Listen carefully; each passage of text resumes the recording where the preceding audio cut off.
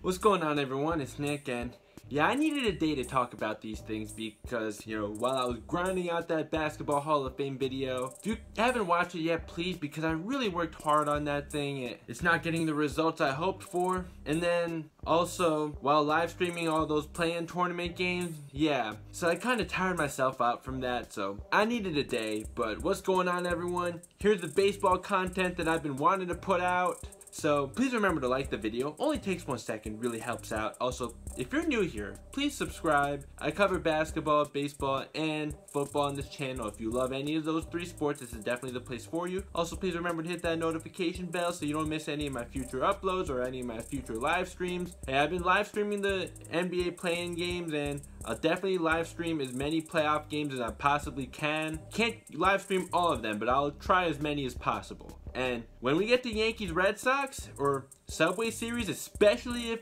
it's DeGrom versus Cole, oh yeah, you better expect a live stream for that. But anyways, I want to talk about two things. First, Corey Kluber, the first Yankee to throw a no-hitter since David Cohen's perfect game in 1999. I know I was optimistic about Corey Kluber before the season started, and I will leave that video at the end screen when he signed and DJ LeMahieu re-signed, but I didn't anticipate a no-hitter. And I also want to talk about the unwritten rule controversy. Where do I stand on that?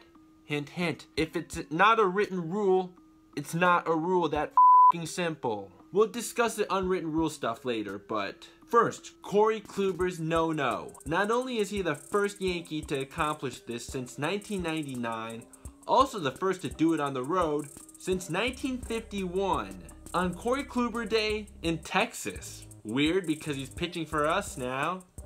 And he only ever pitched 1 inning for the Texas Rangers. So after a rough start to the season, he now has a 2.86 ERA, a 1.17 whip. Okay, the whip isn't amazing. He has a 9% walk rate, and that's awful on Fangraph's scale. And that can explain his Sierra still being above 4. His xERA is 3.57 though. But more importantly, he's not giving up a lot of runs. And also, he only gave up 1 walk through 9 innings in that no-hitter. That was the only guy he allowed on base. It wasn't like AJ Burnett's no-hitter where he walked 7 guys. And Kluber does have a 24% K rate, which is great and not too far off from when he won his first Cy Young Award. His K rate was, when he won his second one though, was 34.1%, so yeah, that's disgusting. He had 9 strikeouts in his no-hitter, so it's safe to say that Kluber's on the right track. I always said he'd be worth the 1-year deal, and so far he's definitely proving me right. So thank you DJ LeMahieu for being willing to take the pay cut, and thank you Brian Cashman for deciding to go after Corey Kluber to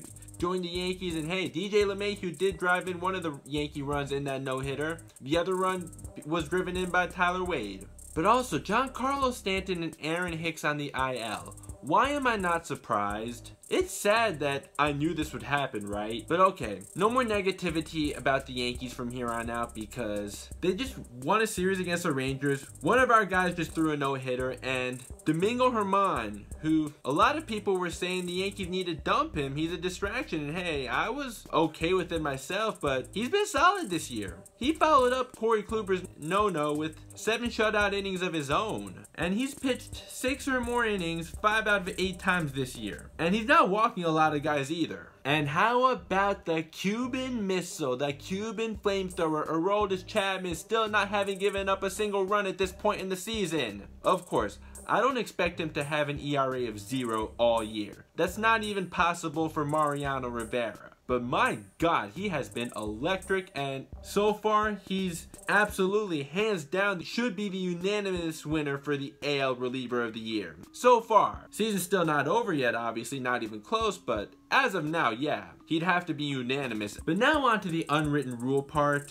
So at first, I want to thank Jared Brownlee for the title, online friend, but Jared did also make me think a little bit more about this than just do a one-take no-edit video that I was initially thinking about doing. And yeah, I gotta give you credit for the title because I'm not gonna act like this was a joke that I came up with on my own. So, your point about missing a take sign. Now, if Yermin Mercedes did miss a take sign, okay, Tony La Russa could have a word with him in private. I played baseball growing up, so I get it that nothing pisses off a coach or manager more than when you miss a sign. Same thing in basketball. If you don't run the right play that the coach tells you to, or in football, if you run the wrong route for a certain player, or on defense, if you mess up a coverage assignment. I understand all this, and I learned the hard way with missing a sign in baseball to take the first strike. Except I popped out to the third baseman when I learned the hard way. I didn't hit a home run. But it also wasn't late in a blowout when I learned the hard way. It was actually pretty early in the game. Yerman Mercedes hit a home run, and Jared played at the college level. I didn't, so I get where you're coming from.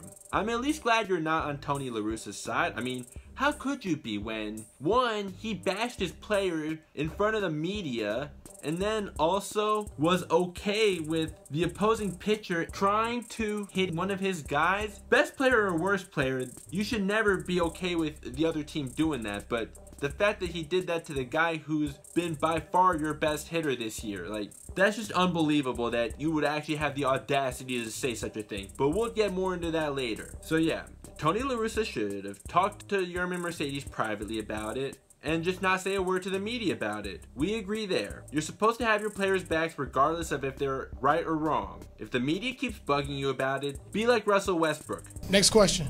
But yeah, that's not even the worst part, the fact that he was okay with the other team throwing at his guy. Part of your job as the manager is to protect your players. As clownish as some of the things Dusty Baker has said, I'll at least give him credit for defending his players. But that's the furthest I'm going to go with Dusty Baker in terms of things he's been saying about his team and the whole cheating scandal. And of course, I have to bring up examples of my New York Yankees. As much as I idolized A-Rod, I won't act like he was some innocent angel. Hell no. I loved when Joe Girardi had his back when Ryan Dempster clearly tried to hit him. Look at this. Like, how is it not obvious? Throwing inside 3 times in a row before actually hitting him, and man, I miss Joe Girardi. If only we had audio for this. Definitely my favorite Joe Girardi ejection of all time. And I didn't even get to see it live because I was at a New York Giants preseason game that night. But man, I was amped when I found out about it when I got home. And what did A-Rod do after that? He went 3 for 4 and did this in the 6th inning. Now he hits a deep drive, straightaway center field, and gone!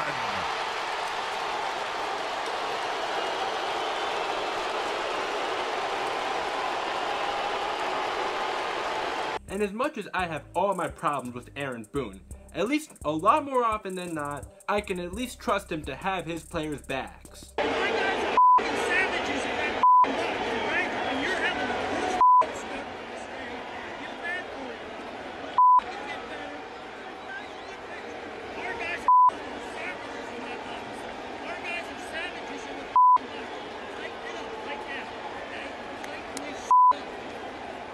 And for the Minnesota Twins, how about if you don't want 3-0 pitches being swung at, don't go down 3-0 in the count. Want to not get shown up? Play better. Don't give up 15 runs while only scoring 4. Then you won't have your first baseman throwing 47-mile-per-hour meatballs that even I can smoke. Here's the receipt right here. Pretty dope batting cage, right, in Tokyo? Right where the Tokyo Dome is. I don't know exactly how fast these pitches were, but I'm guessing somewhere in between 50 to 60. Definitely harder than 47 miles per hour, I guarantee that. Really, the only people you should be mad at are yourselves. But also, Jared did bring up some interesting data that I wouldn't know about otherwise. He told me that he saw that 530 times, a batter that's been up 3-0 in the count, up by 10, no one has swung. That is pretty interesting, but how many of those were position players throwing meatballs that I know not only would I smoke even today, and these videos, by the way, were a year ago, and this was the last time I ever swung a baseball bat. But not only that, I know I could have thrown harder than that when I was 12 years old. And I know Jared could have too when he pitched at the college level. And also, like, I'm not here to criticize Jared because he's the reason that he made me actually think about this a little bit more before I do a one-take video with not so many edits. Maybe this will be a one-take video for all I know, but this is scripted. The only ones I'm really here to criticize are the Minnesota Twins and Tony La Russa. Yermin Mercedes, if he missed a sign, okay, maybe he deserves a little bit of criticism, but definitely not a whole lot when he hit a home run, because like, yeah, you should listen to your coach, even if you don't agree with him, but he hit a home run, so it shouldn't be treated like a crime. Like, this ain't f***ing Little League, where you have a mercy rule. It's the f***ing pros. You play until the game's over. You're getting paid millions to play a game 162 times a year. Even at lower levels, I know I was taught to play until the game is over. But yeah, the fact that you actually said you're okay with how the Twins handled it, Tyler Duffy throwing at Yermin Mercedes, and he could have hurt your guy, and you're okay with that? Get the f*** out of here. You go tell them play better if they think that they shouldn't be shown up. Even if he missed a sign, which I could understand some beef with, but hey, he hit a home run. Typically, you tell your guy not to swing at a 3-0 pitch in a tight game so you can make the pitcher work the count, or even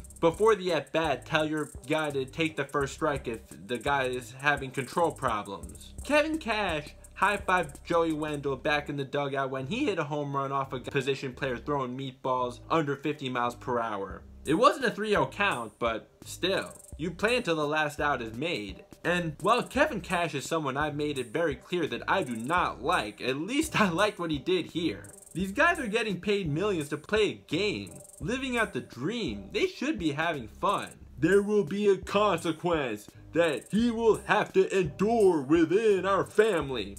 Within our family? Okay, I know this team is supposed to be like a second family and you're the one in charge, but you're not their dad. And I know I wouldn't like it if my dad were to do this to me. Tony La Russa, I don't care what your resume says. There is no place in today's game for people like you. I think at the end of the day, yeah, I think it's pretty clear that I'm more on Yermin Mercedes' side than anyone else. Even if he did miss a take sign. Even if Tony La Russa actually ran up the steps of the dugout to yell at him to take. If it was a close game, he missed a take sign and ended up getting out, then yeah, he'd have every reason to bench him. But a home run regardless of what the score is, I mean, yeah, okay, you should do what the manager tells you to do, but if you hit a home run, his manager should just go up to him privately and say, hey, you know I gave you a take sign, right? Nice shot though. But I'm sure even I could still hit that today. But hey, please just try not to miss any signs, okay? But then don't say anything to the media about it. Also, do not apologize to the other team when the other team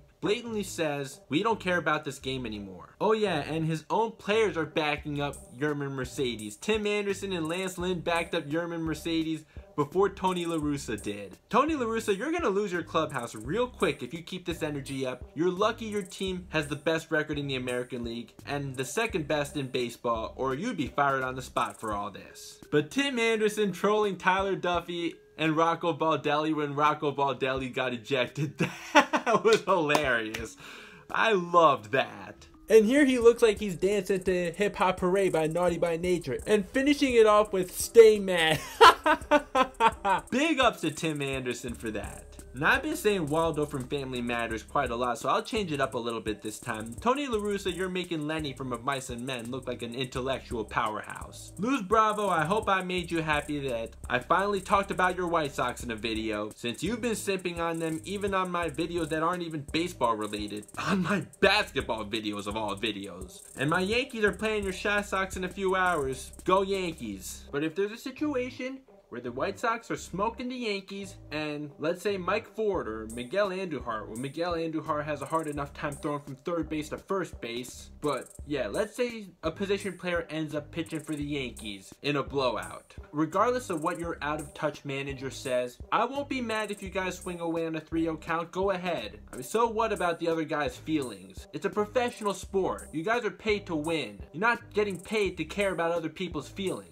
And even though I totally do get the point of view of you have to listen to your manager and he does have a reason to be mad at you if you miss a sign, at the end of the day, I still think the unwritten rule is stupid, and regardless of what you think of Trevor Bauer, I think he's absolutely right here. And I'll also play a clip of what CeCe had to say about it. This is what I was telling you when they hired him. Like, he's just so out of touch with the game, and most people are, cuz. Like, I sit here and watch Christopher Russo on MLB Network. He's out of touch with the game, cuz. Like, Tony La Russa's out of touch with the game, cuz he should not be managing one of the best teams in the American League, period.